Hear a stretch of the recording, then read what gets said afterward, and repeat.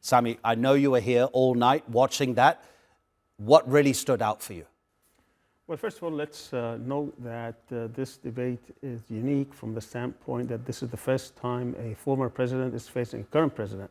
The last time this happened once in U.S. history was between the 24th and 25th president. Richard Nixon being one of them? Nope. This is Grover Cleveland. Dwight Eisenhower? Grover Cleveland and William McKinley. We're talking about 19th century. Even further back. 24th president versus the 25th president. This is 45 and 46. Yeah.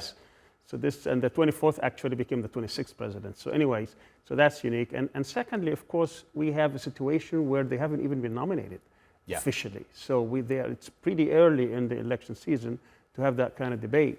I mean, we're not even sure that they will be the final nominees. Nevertheless, it was more style than substance. It was also showing Biden's age.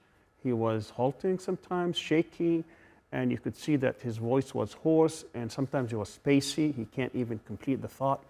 And on the other hand, Trump wasn't actually forthcoming with his answers, almost always evasive, trying to avoid, and both of them had memorized, one-liners, and that's what they used all night.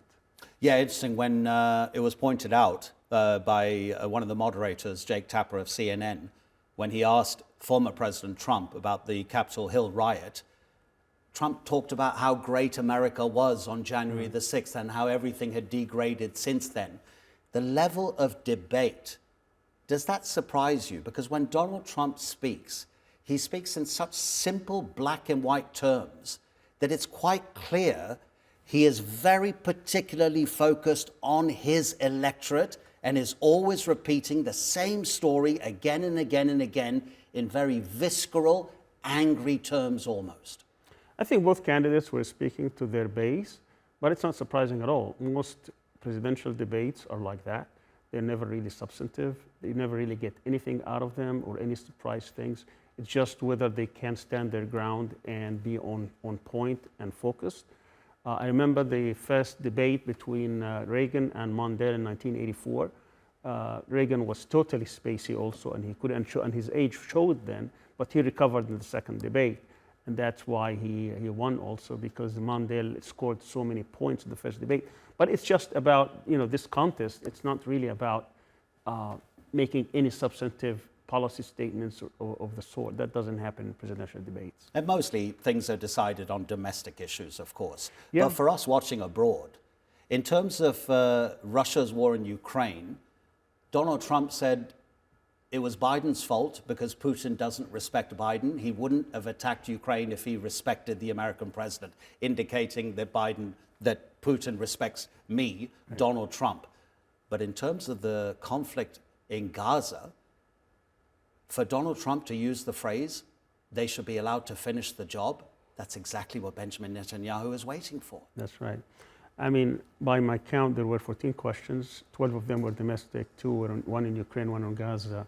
And it wasn't surprising at all, because that's what Trump has been saying on the campaign trail. Basically, he's just repeating his talking points. But what was surprising is that, he was insulting him by saying that you are a Palestinian or in the camps of Palestinians. Absolutely. So it's like Palestinian became an insult word now all the way to the presidential level. And then he responded by saying, you're foolish. I mean, that was his response. I mean, of course, because both of them are in the camp of the Zionists, and that's what they have been doing all along throughout their political career. Biden is the one who's been allowing this genocide to take place. He's giving them everything he asked for. He's protecting them politically, diplomatically, and giving them all the economic and military aid.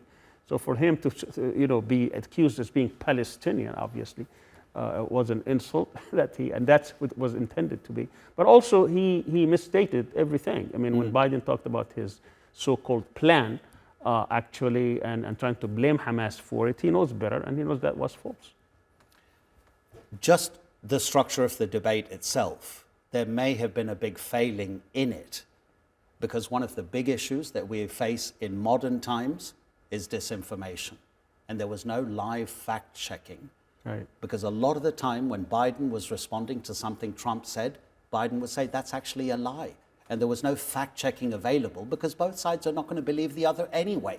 This issue of disinformation, especially when it comes to Donald Trump, Sami, I don't know what the numbers are, but apparently it's something like 100 lies a day Trump was telling during his presidency, according to the New York Times or the Washington Post. Well, one of the differences in this debate, because in the previous debate, this was sponsored by a certain organization, whether it was the League of Women Voters, bygone era, or the Commission on Presidential Debates. This time around, it was the CNN itself, the media outlet itself, and it was one of the conditions that both candidates said that they didn't want any fact check. Wow. So when you have a presidential commission or an independent group, then media outlets will find it, more freedom for them to fact check. But once they are the sponsors and they have been put in that situation that you cannot fact check, and that's what you ended up with. Sami, really, really appreciate it. Thank you so much indeed. Sami Al-Arian.